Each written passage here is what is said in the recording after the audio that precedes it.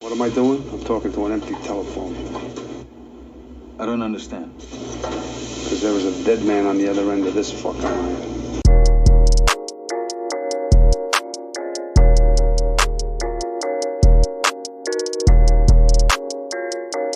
But we don't start podcasting at 9:30 because our clients are already listening to their phone. 3, 2, 1. Hello and welcome to Corona Cinema. In these trying times where everything's shut down, including movie theaters, we decided to create our own virtual cinema and screen 4 films each week based around a particular theme. This week, it's films by the most important filmmaker of the last 50 years, Martin Scorsese. Now playing The King of Comedy, The Departed, Shutter Island, and The Wolf of Wall Street. I'm the guy who does his job, Leon Waite. You must be the other guys. It's Ross, Mm-hmm. Matty, Mm-hmm. and Mason. Mm-hmm. And we're going to do this in chronological order. So we're going to start with my pick this week, which is The King Comedy from 1982. Rupert Pupkin is a passionate yet unsuccessful comic who craves nothing more than to be in the spotlight. And to achieve this, he stalks and kidnaps his idol to take the spotlight for himself. Written by Paul D. Zimmerman, starring Robert De Niro and his then wife Diane Abbott, Jerry Lewis, and Sandra Bernhard, one of 5 feature-length Scorsese films not to receive any Oscar nominations. I watched this for the first time earlier this year and was kind of blown away. Like I hadn't heard of it before Joker came out, and then this got a lot of publicity after Joker came out because a lot of the kind of similarities between that film. So that kind of brought me awareness of it. And I finally watched it early this year, and I was pretty blown away by how like it's just so prescient and so authentic, like in terms of portraying like celebrity culture in America. Like it's applicable to like this country as well to an extent, but mostly in America, like the obsession that people can have with their celebrities, quote unquote their celebrities, like the expectations they have of them. Like that offhand comment by the woman who like she gets Jerry's autograph while she's on the phone, then ask him if he can speak to her friend over the phone, and he's like, no, I'm too busy, which is fair enough. And she's like, straight away, she just reacts like, I hope you get cancer, like kind of, and that's something that actually happened to Jerry Lewis in real life. So like Scorsese actually let him direct the woman in that scene, and like it seems a bit over the top, but when you hear that it actually happened in real life, like that's what people actually expect of their celebrities. Like you I want an autograph. He happily gives you an autograph, and now it's like, no, you need to you need to talk to my friend. And once you don't do that, it's like, oh fuck you, go get cancer. And moving on more to Rupert Pupkin himself, like it's just a fascinating character. Like he's in a constant state of delusion, like desperately trying to become famous, trying to achieve recognition, to the point like he's even giving his autograph to his date on their first date, thinking it's a big deal because he's so desperate to be in the spotlight. And just in terms of his look as well, it's just perfect. Like the corny haircut, the really like ostentatious suits, and De Niro. I think this is one of his most underrated performances. Like he's got a really wide-ranging set of roles, and I've discovered that more this year. Like I've seen him do like horror films, more when he's just a bit more creep. I've seen him do a comedy, and I've come to appreciate just how much range he actually has. And in this performance, like the kind of like tragic confidence he has, because he carries himself like someone who believes he's genuinely going to be successful when deep down we know it's never going to happen for him. And like one conversation with Jerry in his limo, and he thinks, okay, this is it. This is the key to like my great success when nothing's even happened yet. He's talking about changing Rita's life, his girlfriend, or wanting to be his girlfriend, talking about changing her life after one conversation with Jerry because he thinks he's made it already. And like he's deeply disturbed as well, and it's upsetting to watch because he's so like affable, so excitable, and to the point where I kind of want him to succeed, even though he's a bit weird. Like he's just so enthusiastic about his craft. Like kind of want him to succeed, but you know he's not going to, which is where the tragedy comes in.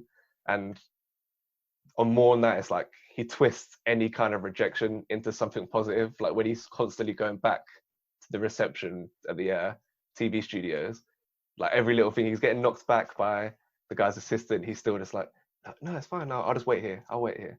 Jerry's gonna give me a shot. I'll just wait here. That's like his default setting. He can never just accept when it's not gonna happen for him. And he kind of thinks like the world owes him something. Like he's just been perennially overlooked like his whole life. Like you have that really weird like wedding dream sequence where his head teacher's like the priest, And the head teacher's like, yeah, we were wrong about you, Rupert. I should never have failed you. You were always destined to be great. Like, it's just very strange. Like, he feels like he's owed something in this world. Like, he has a right to be famous, basically. And more on De Niro, like, he's so good at just keeping it at that, like, kind of affable, like, that affable demeanor that I mentioned earlier. Like, it never drifts into something more ominous. Like, even when he's doing, like, sinister things, like, he's a dangerous sociopath, but he can rationalize everything he's doing. So you never feel like, oh, this guy's, like, evil. He's just a bit unhinged. Like, the real, like, sinister parts come with the girl who he partners with, Marsha, who, like, when she's interacting with Jerry, when, like, she's got him kidnapped and they have the scenes together, that's when it's, like, creepy as fuck. Like, she's really good in the role as, like dialing up the craziness. And even though it's not a comedy, obviously it's called The King of Comedy, it's not a comedy. Like, it's still, like, darkly funny in some places. Like, when they're getting Jerry to read the cue cards when they've kidnapped him and it's, like, upside down, some of the words aren't there, little details like that, like, still kind of funny in a really twisted way. And then at the end you get to enjoy a legitimately good stand-up performance. I thought, like, De Niro actually prepared by practicing that hard, like, going to watch a load of stand-ups. And I was so swept up in it the first time I watched it. Like, I thought, okay, that generally happened. Like, he did this stand-up set, went to prison for a bit, came out, he was a celebrity.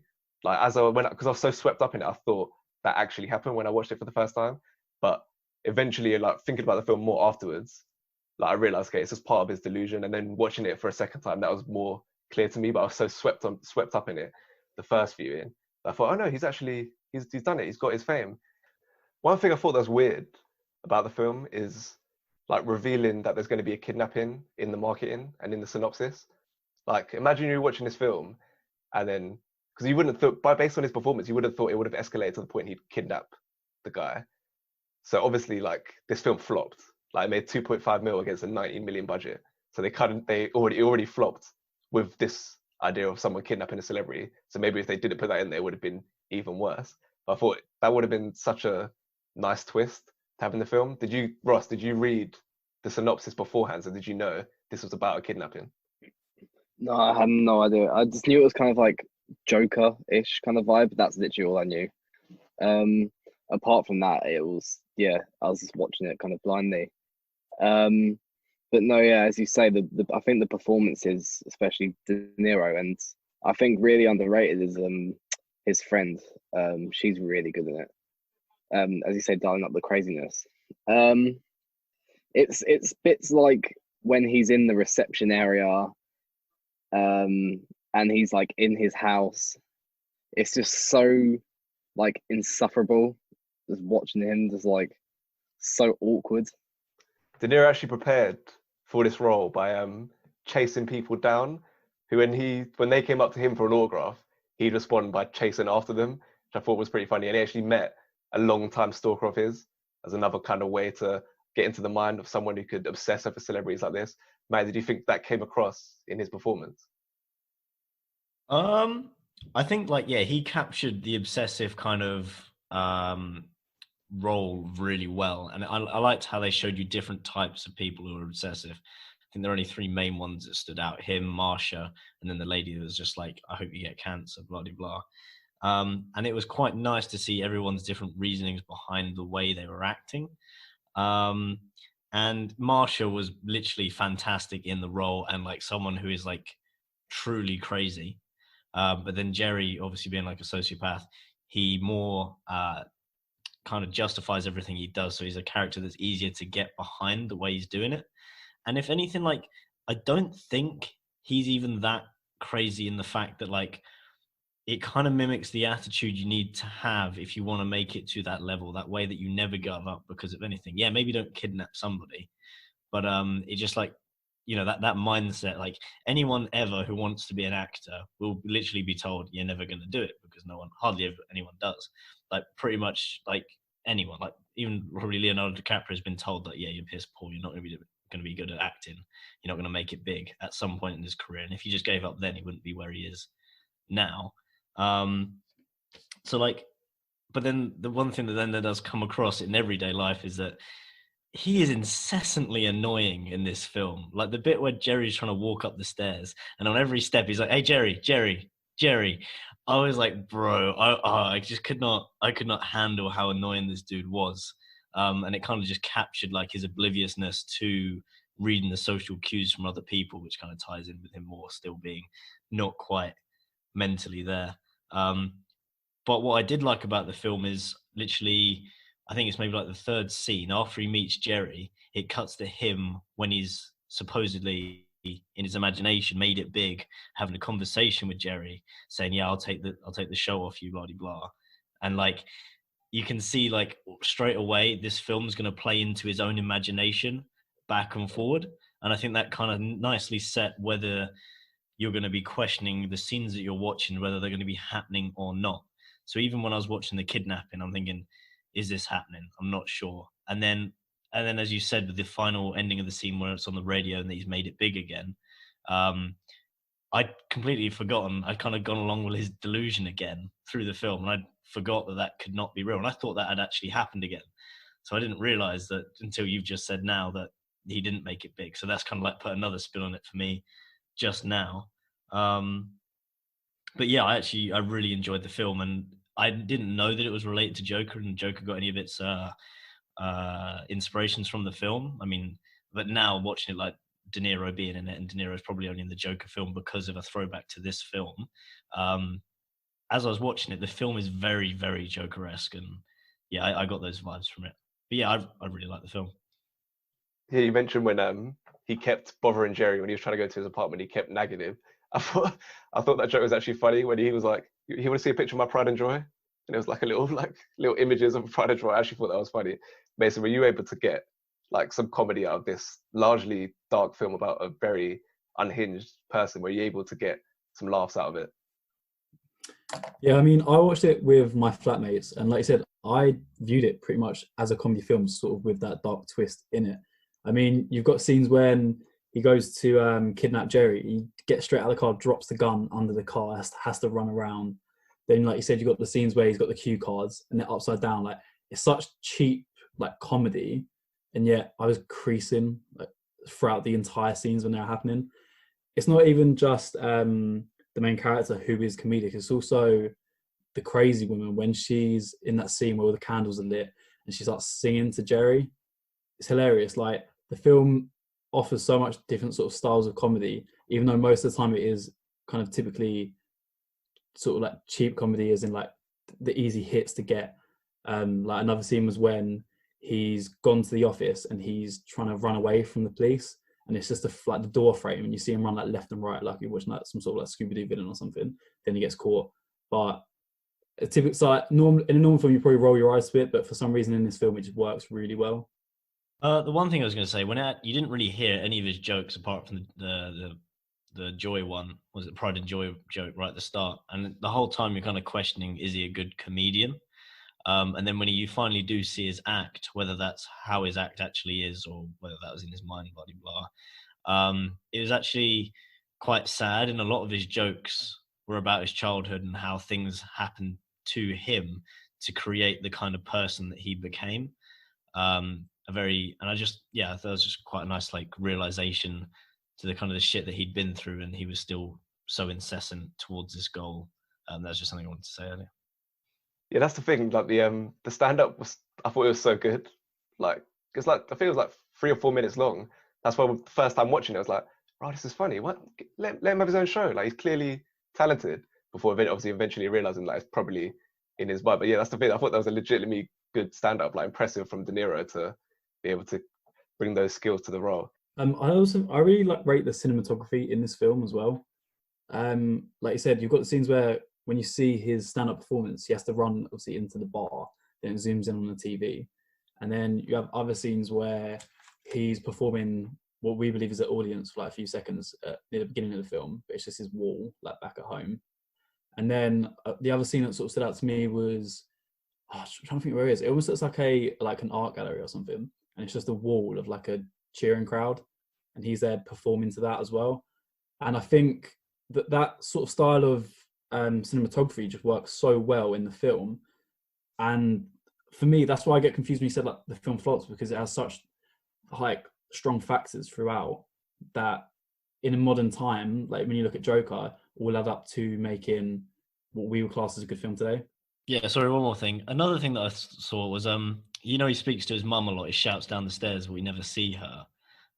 Which is like, oh, maybe they just didn't want to cast another actor. And then he gets to his comedy sketch, and it says that his mum's been dead for like nearly 7 years or something, and it just kind of adds a layer to that. Oh shit! Like, just another one of them nice little moments that they built up that hits a little bit harder, even during a comedy sketch. While everyone's laughing, no one's really deep in the jokes that he's making. Yeah, the voice of his mum is Scorsese's mum. I think it's Catherine Scorsese. He put her in quite a few films, which I find really funny, really cute as well.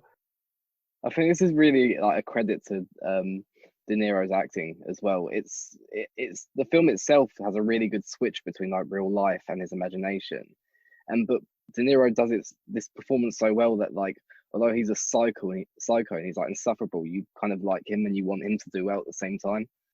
Okay, I'll start. I'll give my rating. I've given this an 8.8. Mason? I gave the film an 8. Matty? I gave it a 7.9. Ross? Solid 8 for me. Okay, moving on. This is Matty's pick, The Departed, 2006. An undercover cop and a mole in the police attempt to identify each other while infiltrating an Irish gang in South Boston. Written by William Monahan, starring Leonardo DiCaprio, Matt Damon, Jack Nicholson, and Oscar-nominated Mark Wahlberg. One of 2 Scorsese films to win Best Picture. And that's wrong because I wrote this at the time. It's actually 1 Scorsese film to win Best Picture. And this also won Best Adapted Screenplay, Best Editing, and Scorsese's only Best Director Oscar. Matty, why did you pick this film? This film slaps very, very hard. Not gonna lie, it is really, really tense. It's kind of like a hard-hitting psychological. It's like a very violent film, but it's also the psychological pressures of someone being undercover are very strong throughout the film, and the cast is like, it's like everywhere you look, someone's like, I know him, he's mad. Like it literally everywhere you look, it's brilliant. And I don't know why, but people always label this film as being really long, but it's only 2 hours 31 minutes. Like, and people like talk about it like it's 3+ hours, and it's, I think if you just buy into the characters, it's really nice.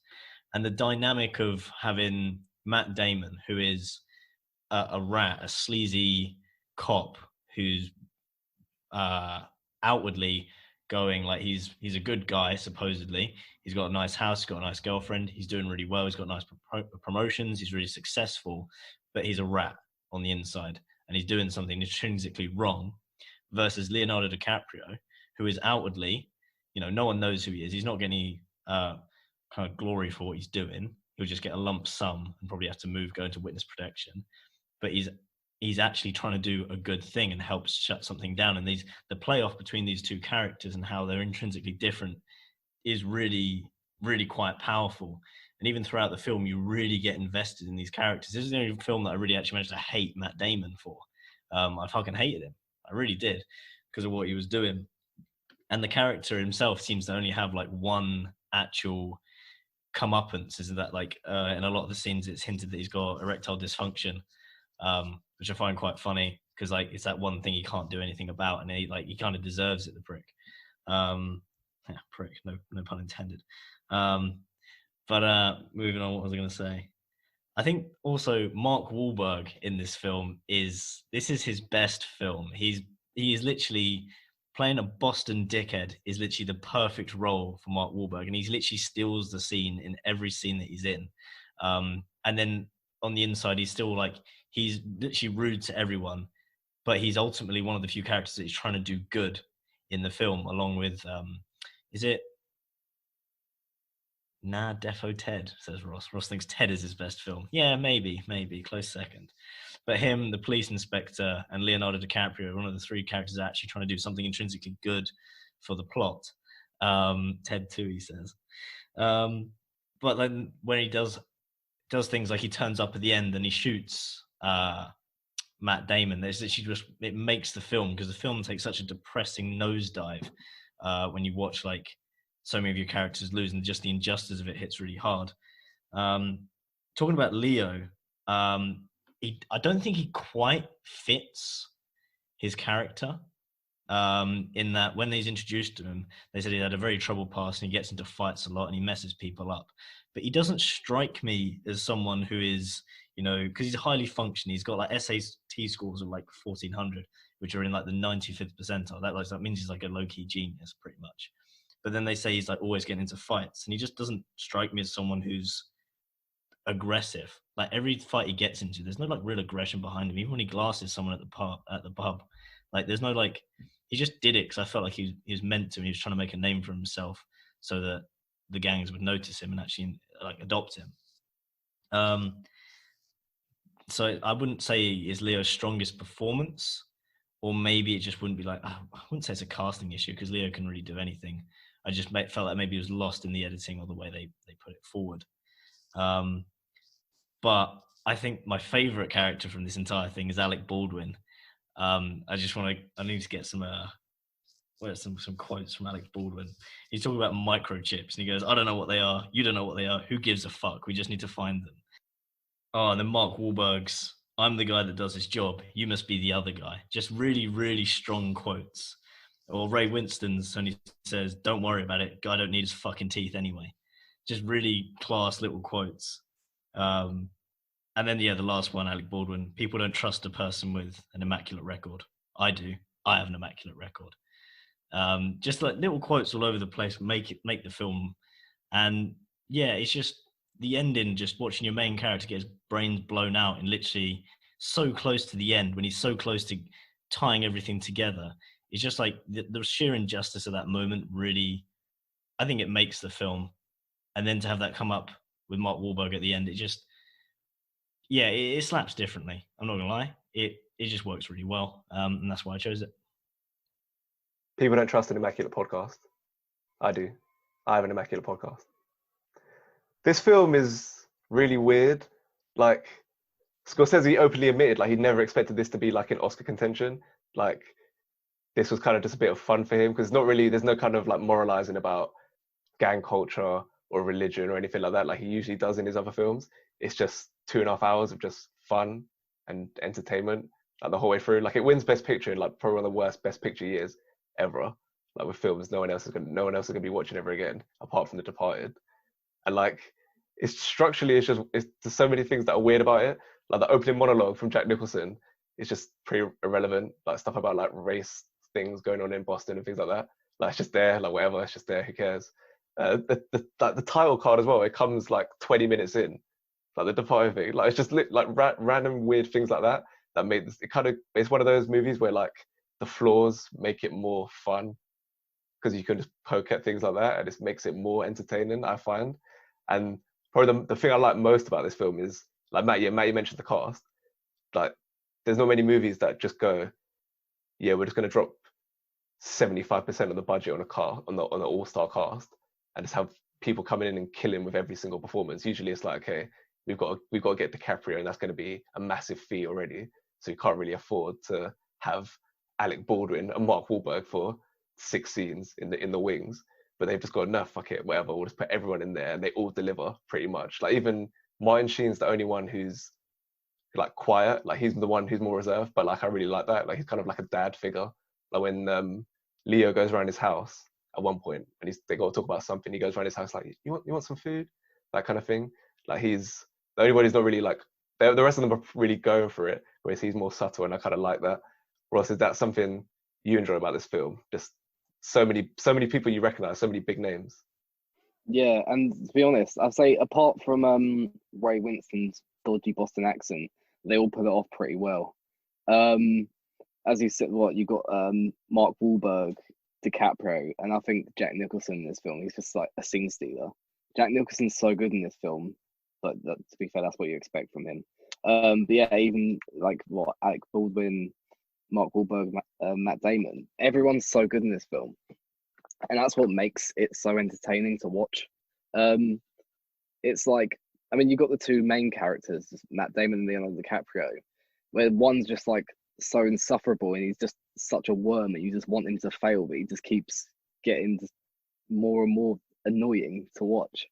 That's why it's so satisfying when he gets shot in the head at the end. But then it's also nice that with Leonardo DiCaprio, they kind of added this more emotional side to him. which made him more likable. And yeah, I suppose they did that on purpose. So you so when DiCaprio gets shot in the head at the end, you're just like, oh shit. I mean, it kind of took away from me because I watched the film like a few years ago, and I only really remembered the ending that just like everyone dies. So I think I knew that they were all everyone was going to die at the end. So that kind of took away from it. So I kind of wish this was the first time I watched it, but even so, it's still a good film, and like tiny little details, even like in the film that you spot, like I don't know, when Martin Sheen falls off the roof and then DiCaprio standing there with blood on his hands. It's like it really adds to it. And then I like at the end where in Matt Damon's apartment there's just like a rat on the balcony.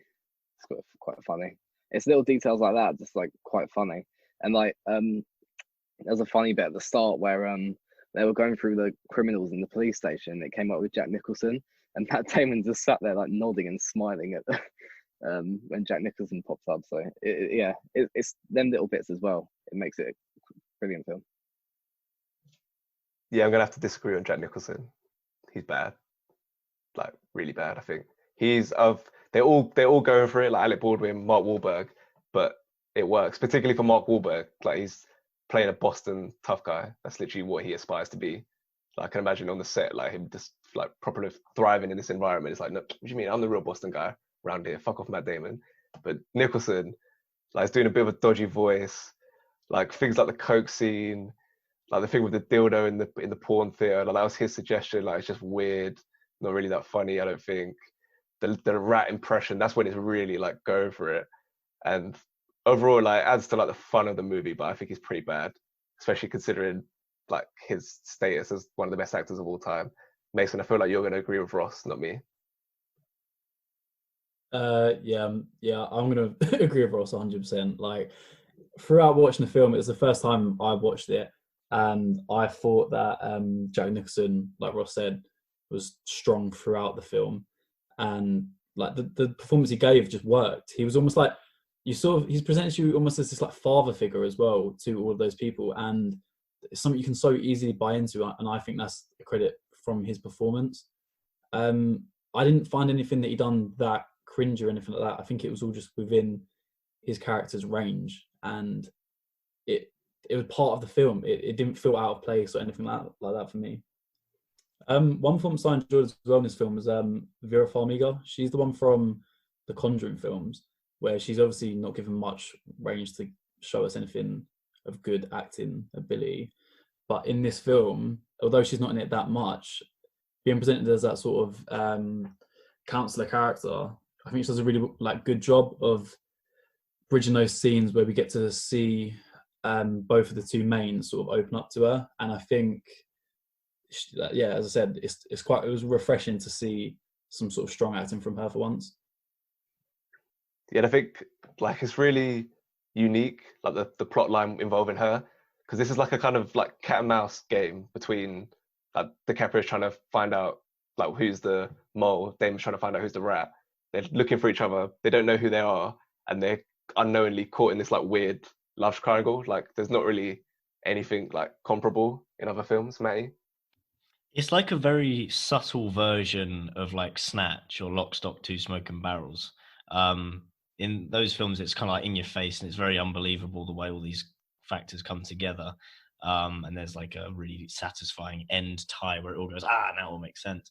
I think in this film, it has those factors. Like it's so much more believable that she would end up being the psychologist of Leo, and then also end up dating Damon, and the interactions between her and Leo are really nice, and they really change the pace of the film.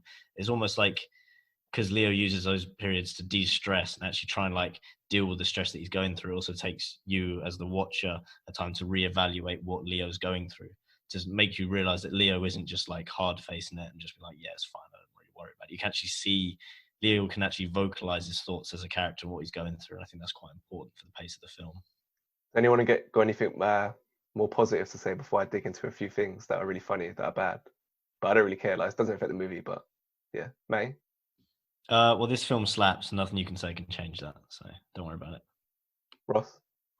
This is actually a negative point, but I think Matt Damon kind of talks to his dad about supper a lot and how no one ever realizes that. I kind of yeah, that's one point that I've noticed. Yeah, that's literally, it's a complete myth. There's no way the people in the police should not be suspecting Matt Damon. Like, he's always just on the phone when they're doing these like covert operations. He's just like, hey dad, it's like, who's that guy? Why is he on the phone every They're time we're literally doing this? investigators.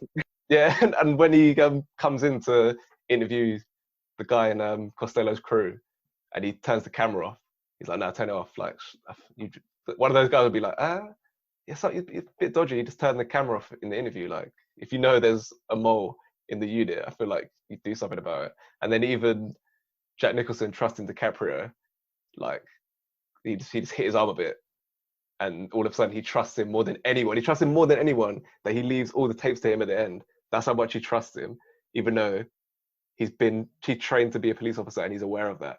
I feel like there'll be a bit more suspicion there. And it's at the end as well where he's tailing him, and he's like, "We don't need to tail him anymore." And they're like, "What? Why?" And he's like, "I know where he's going. Let's go." And they'll just like believe him and just leave. It doesn't really make 100% sense.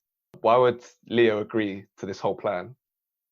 Like, he had to go to prison, like surrender his identity, and go and infiltrate this gang, potentially risking himself getting killed. Like, I feel like it's not really worth it. Like, I know he's trying to redeem himself. I feel like it's just not really worth it. Anyone got any thoughts on that? But that's what police, like undercover people, have to do, you know? So I don't think it's like, why would he do that? It doesn't really matter. I think this is kind of like stuff that does happen. So this is just an example of that. No, I don't agree. Like, because at that point, he hasn't got a job. Like, they're saying to him, like, if you want to redeem yourself, you have to do this task. That wasn't what he planned to do in the first place. This was like some sort of side job. There was like, hey, you can do this, so then you can progress on to the other role.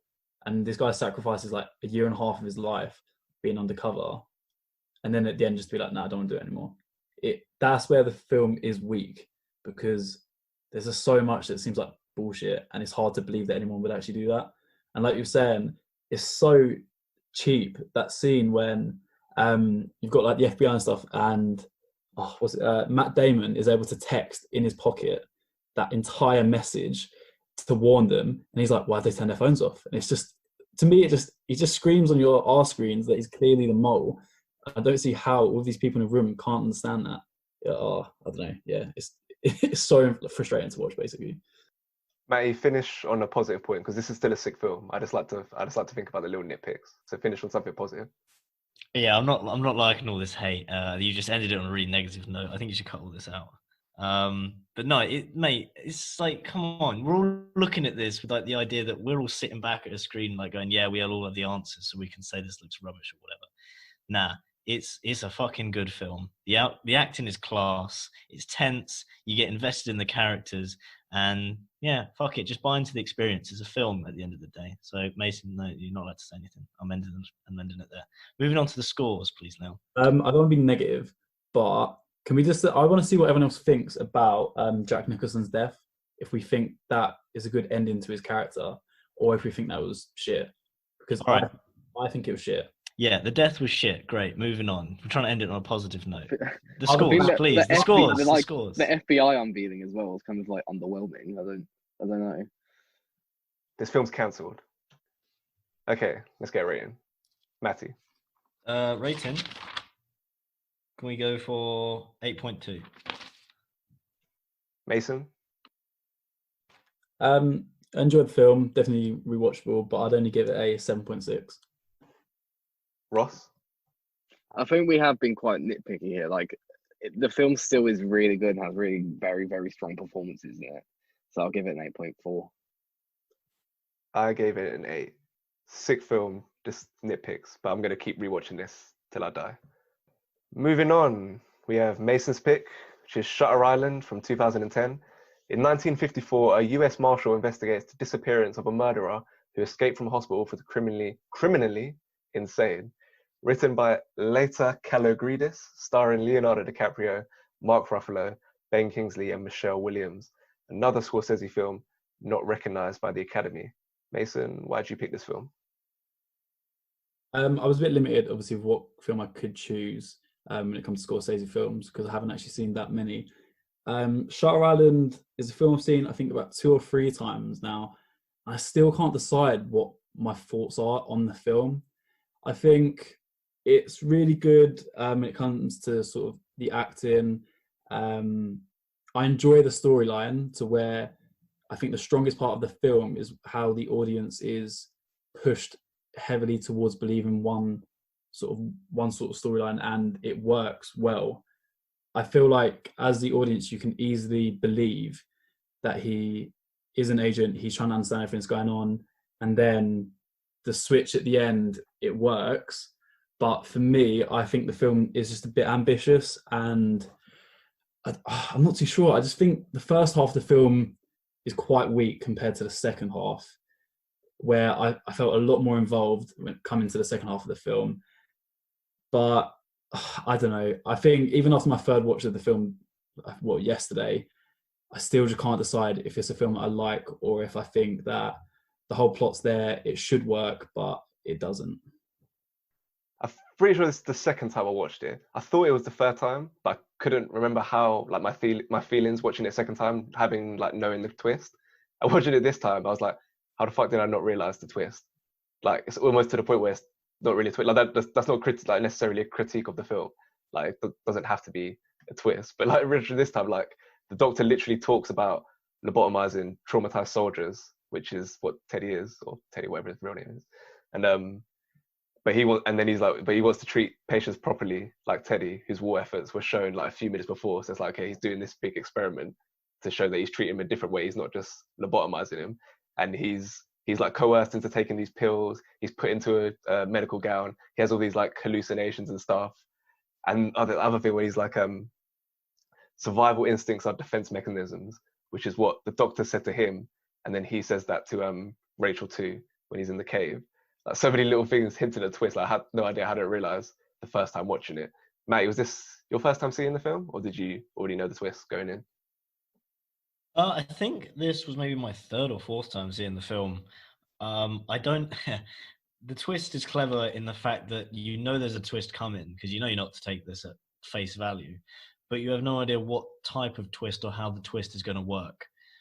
You don't know whether it's a twist that the prison is secretly some like commie base. You don't know whether the twist is that he's crazy or that everyone else is out to get him. You literally don't know where it's going to come from. So I think that's where the cleverness is in the film. And there are literally so many tiny little callbacks to the way I think Ben Kingsley saying these things about veterans who are like going to be lobotomized, blah, blah, blah, and they have PTSD in this. He's saying these things and looking at him, waiting for him to clock, trying to jog memories in Leo. And this is kind of sort of like challenging us from taking things at face value. And the trips are quite well blended into the film. But this is a really good film, but I don't like watching the film. It's an unpleasant watch for me because it's too damn creepy. It just, the music, the kind of the orchestral kind of like, I don't know what type of, it's not Mozart, it's like Mach or something. The music they play is fucking scary. And it's just like, you're as confused as he is. You're running this ride with him, and films like this usually tend to like bang pretty well, like Fight Club and other films, and like A Beautiful Mind. These work really well.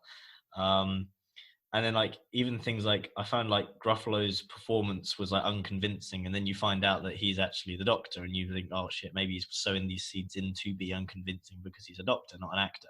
So he's an actor pretending to be a doctor acting. So then maybe his performance is actually pretty good. And Ben Kingsley is excellent. I think, is it Christopher Plummer? I think as well. The old German. Max, he looks like Christopher Plummer, but it's Max von Sydow. I always get them two mixed up because Christopher Plummer's the one that took over from Kevin Spacey in All the Money in the World, wasn't he? Yeah. They look this. They're both old. Anyway. Max von Sydow's the Three-Eyed Raven. That's it, mate. It doesn't matter. But the film works really well, and the fact that it does creep me out shows that it's the director's using the all the things he has available to him to creep you out, to make a response, because that's what the film's meant to be. It's not meant to be a feel-good film. It's meant to creep you out, and that's good because it does that. And the ending I really like. It's kind of like almost poetic, how that they do make the breakthrough, and he still can't deal with the fact of what he's done. not because he's delusional, but because he just doesn't like what he's done. He doesn't want to live anymore. So he's just pretending to be relapsing so that they will lobotomize him, so that he will. And it's kind of sad. And he's like, it's better to live one day as a man or the rest of your life as a monster. And then the only persons that know that he has relapsed is him and Gruffalo. And it's Gruffalo? Ruffalo. I've been saying Gruffalo the whole damn time. Anyway. Cheers for telling me. Yeah, that ending's really kind of poetic, and I really like it. I think with the film, it's so weird because it's like a completely different film when you watch it the second time. It's so obvious, as you said earlier. It's so obvious, the twist. Like, you watch it and you're like, how did I not realize? Because this was the second time I watched it. I was like, how did I not realize this twist? Also, the characters completely change as well when you watch it a second time.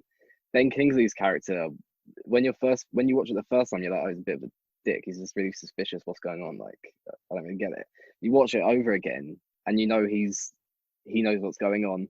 And like, as with Mark Ruffalo's character as well, the first time you watch it, you're like, it's kind of, as he said, Matty said, you're kind of unconvinced, but then it's funny watching him be bad at acting. Yeah. One thing about the film I would say is very cliched. The music, the setting, the kind of characters, this like gloomy mental institute. But I suppose that kind of works in its favor as well. But yeah, Matty touched on it, the ending as well. Very poetic. It's you feel so disappointed when he calls Mark Ruffalo's character Chuck again, but then when he kind of whispers to him, would you rather live as a monster or die as a good man? You're like, and it's quite satisfying in a way. Kind of, he doesn't want to live with himself, but we've touched a bit on like the World War II aspects, and I think this is during the Korean War as well. I think 1954, and I thought some of those themes were quite interesting. Like we talked about like the idea that soldiers who had PTSD were being lobotomized rather than being treated in a more like ethical way. And there's all this like paranoia about the war as well. Like the warden, when he's speaking to DiCaprio's character, he talks about war and how like violence against our fellow man is corrupting the world. Then you have two of the patients, they like kind of like express concerns about atomic bombs. They're like, yeah, these atomic bombs could wipe out. They're making atomic bombs that could wipe out cities. So there's this kind of like paranoia running through the film. Mason, is that something you found watching it? Yeah, especially second time around, you realize how, like you said, the scene where DiCaprio's interviewing the rest of the inmates, like you said, a lot of them talk about like the atomic bomb and stuff like that, and they say like, oh, why would I want to go out there now? I'd rather stay in here. Like, it's a better life here compared. So, like you said, especially when you say when the film has been set, so in the 50s, it makes sense for them to discuss the topics that they do. And I guess that is a strong point of the film because it helps you sort of visualize whereabouts the film is and what's sort of going on. And like you said as well, you have the scenes where he sort of flashes back to, you see him in like in a concentration camp, stuff like that. At first, I didn't feel like it worked because it was just a bit like bizarre to go to these like totally like traumatic scenes. But then, like I said, rewatching it, or by the time you get to the end of the film, you appreciate them a lot more because it just helps you build your understanding as to why this character is so like mentally unstable right now, basically. Okay, we can get some ratings. I'll start with Mason.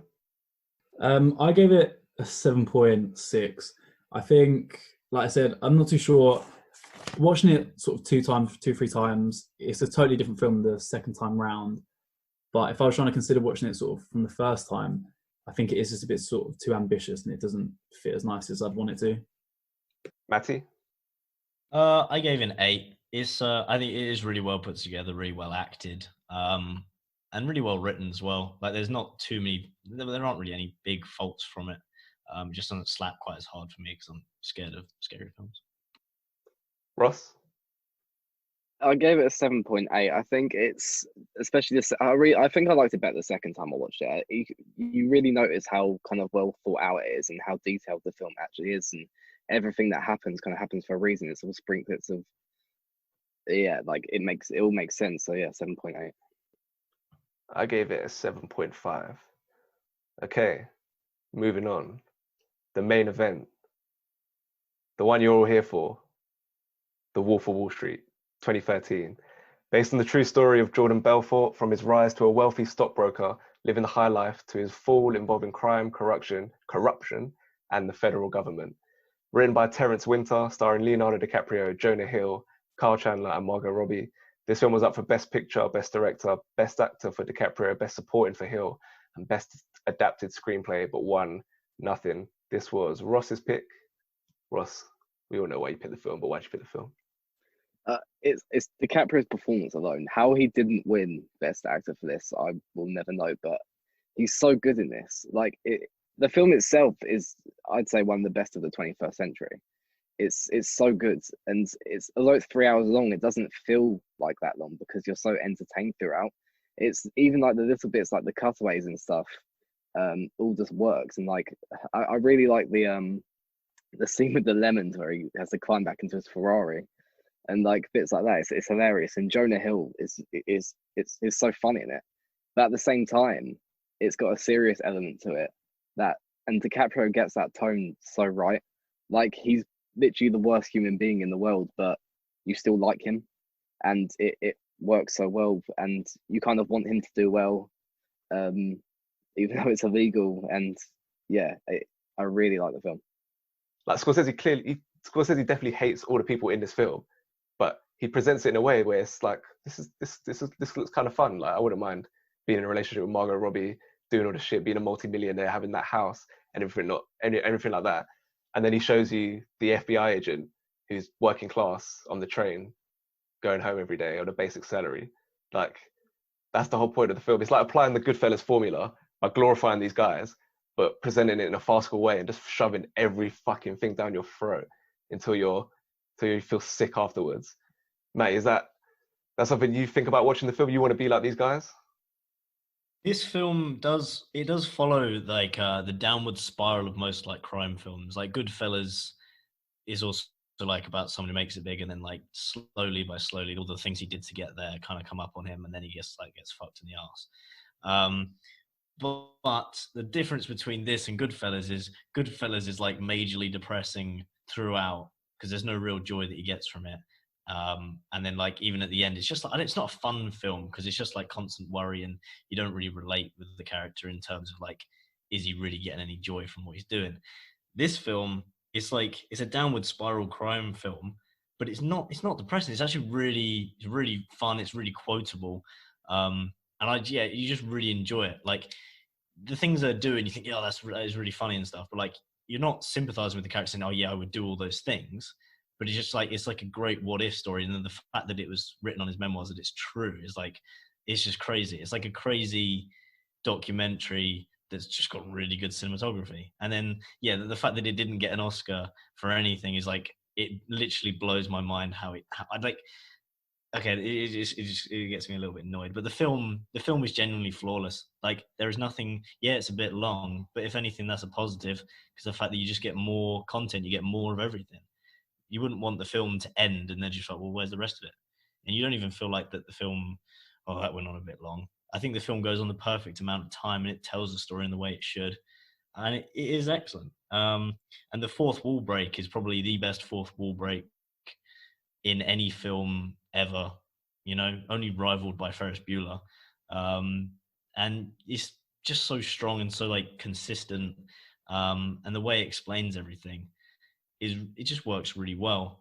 And then the scene with the FBI agent coming back on the train, where he's like sitting there and he's looking around at everyone else and realizing like maybe he could have been where Jordan was.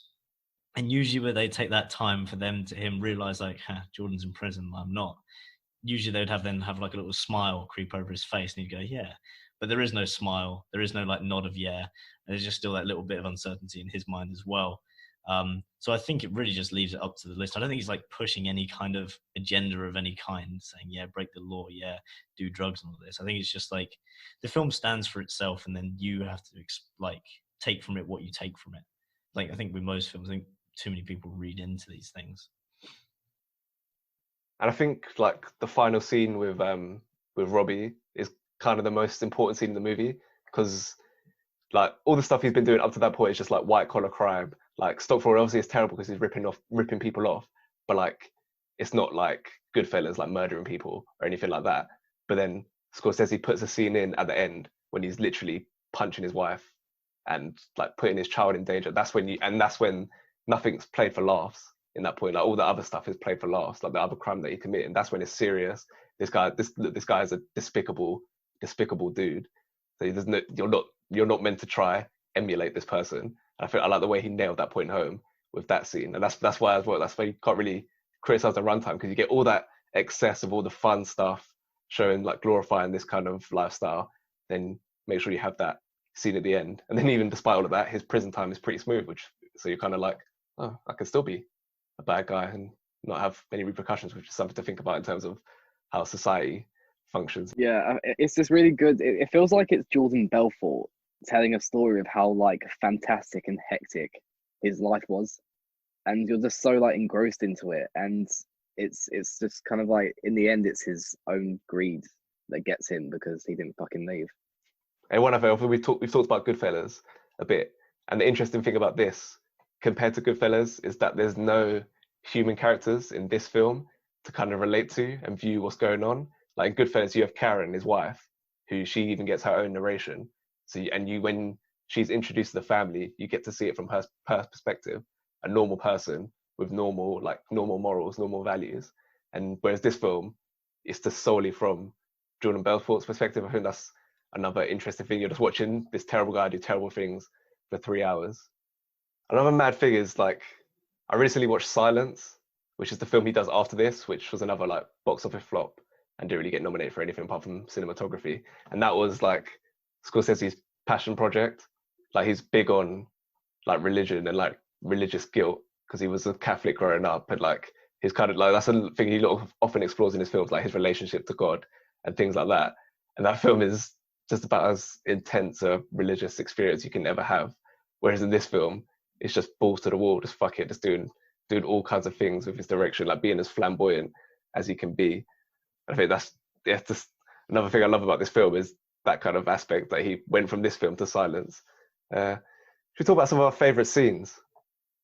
I think the fact you can have Matthew McConaughey in basically 2 or 3 scenes and one main one, and that scene is perhaps the most famous of the film. There's so many scenes to pick from, but that's up there.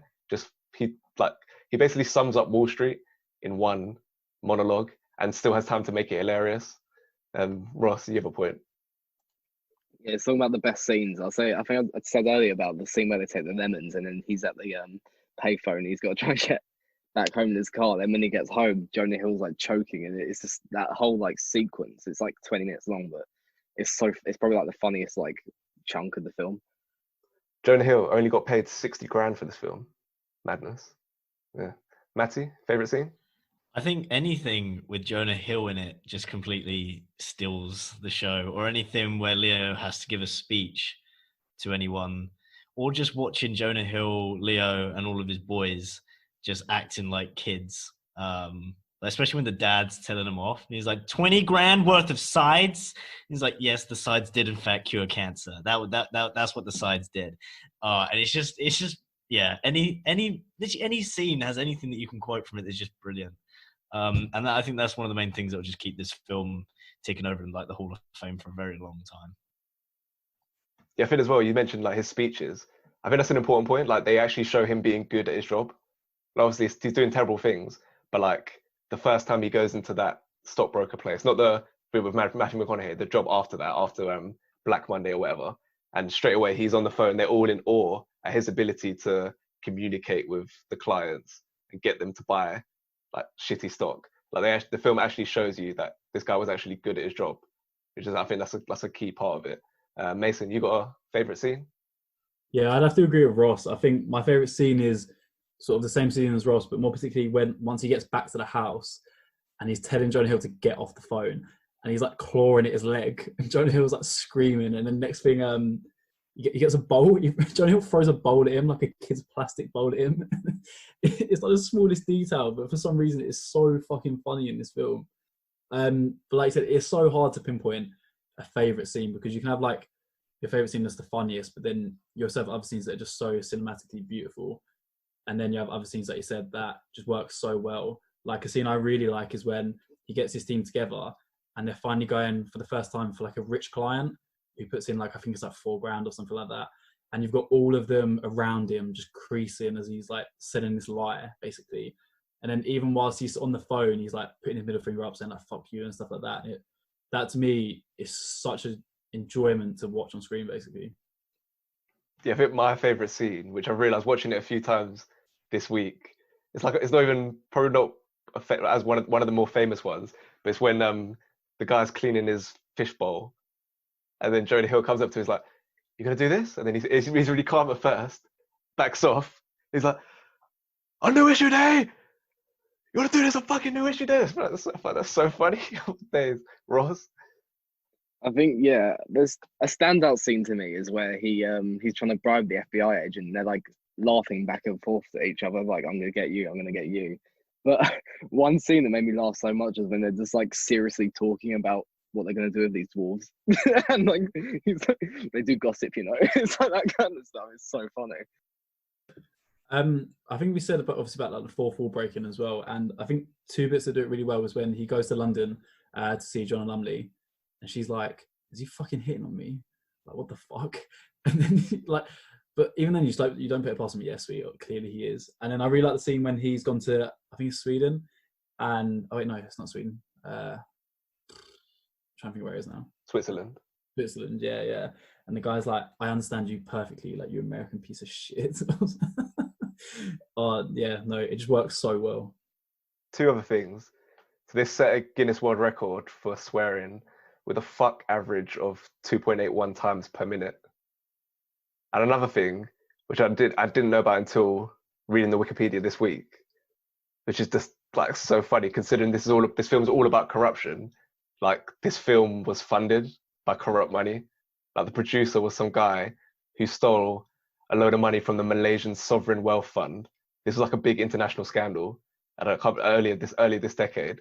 And one of the producers of the film stole money to help fund the film. That's just perfect for a film about corruption to have that kind of meta thing going on as well. I thought it was just great. And phenomenal film. Could talk about it forever. So many scenes we haven't even discussed. But let's get some ratings. Ross. This is probably one of my favorite films of all time. I've got to put it high. I'm saying 9.2. Matty. I'm gonna give it an 8.8 because it bangs. Mason. Yeah, I think if you can have a film that's 3 hours long and still have like a rewatchability factor, it's clearly doing something right. So I gave it a 9. I gave it an 8.6. Okay, let's move on to ranking the films. Going to start with Matty. Oh yeah, I remember this. I would go in first, Wolf of Wall Street, followed by Departed, followed by Shutter Island, followed by The King of Comedy. Mason. I've gone for a slightly different order. I've gone for Wolf of Wall Street first, King of Comedy second, The Departed third, and then Shutter Island fourth. Ross. It makes me sad that I have to put one of these last because I actually really enjoyed all the films, but I've gone for Wolf of Wall Street first, Departed second, The King of Comedy third, and Shutter Island fourth. I've gone for The King of Comedy first, Wolf of Wall Street second, Departed third, and Shutter Island fourth. But as you say, all very enjoyable films. In terms of where they fall overall, we had Wolf of Wall Street at number 1 with an 8.9 average rating. 2 was King of Comedy with an 8.2. The Departed 3 with an average rating of 8.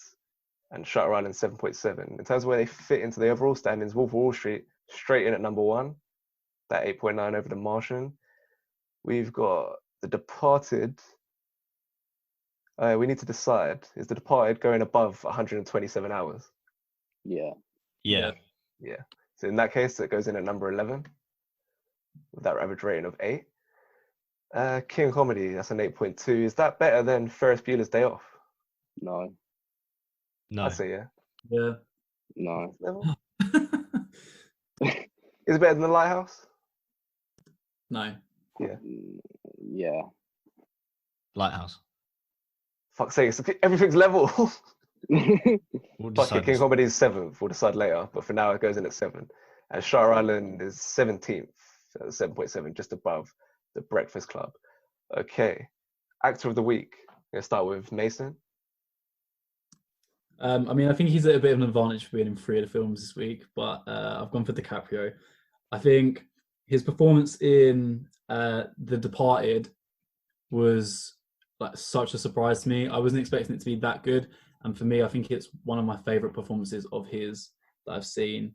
And then similarly to Wolf of Wall Street, like we said, he's just a great all-rounder for all 3 of these films he's in, basically. Ross. Yeah, as Mason said, it's a bit. I mean, he's in 3 of the films this week, but Leonardo DiCaprio. I mean, the Wolf of Wall Street performance alone, I'll probably put that at number 1 anyway. But backed up by Departed and Shutter Island. I would like to say as well, Sandra Bernhard, in The King of Comedy. I thought she was really good. I just want to mention that. Matty. Now, I really, really, really want to put Mark Wahlberg in because, like, he is literally perfect for his role. But then again, they didn't give him the opportunity to show a sensitive side because I don't think Boston has a sensitive side. But just because, yeah, you can't not give it to Leo, and I'd give it to him for Wolf of Wall Street. Yeah, it's kind of pretty unfair. 3 films and like at least 2 great performances from DiCaprio, arguably 3. So kind of a bit of an advantage this week. So I'm going to give it to DiCaprio. Next up, the Kevin Garnett Award for a sports person who could successfully transition into acting and be in this movie in honor of KG's performance in Uncut Gems. I'm going to start with Matty. I would like to swap out one of Jack Nicholson's hard men for Roy Keane, seeing as he's an Irish man at heart, and we wouldn't mind headbutting someone's face out. I wouldn't quite swap him out for Ray Winston, but I don't know. We get him in the studio, see what we get in. Ross? I've swapped out Jordan Belfort for Conor McGregor. He's just like mega rich and has a big personality, doesn't really give a fuck, and he's always getting into trouble as well and just doesn't really know when enough is enough. So I think that was quite a nice fit. Mason? I'm not gonna lie, I think I struggle with this every single week. But especially this week with Shutter Island, I feel like the performance is so sort of like bizarre and strange. It was hard to replace anyone.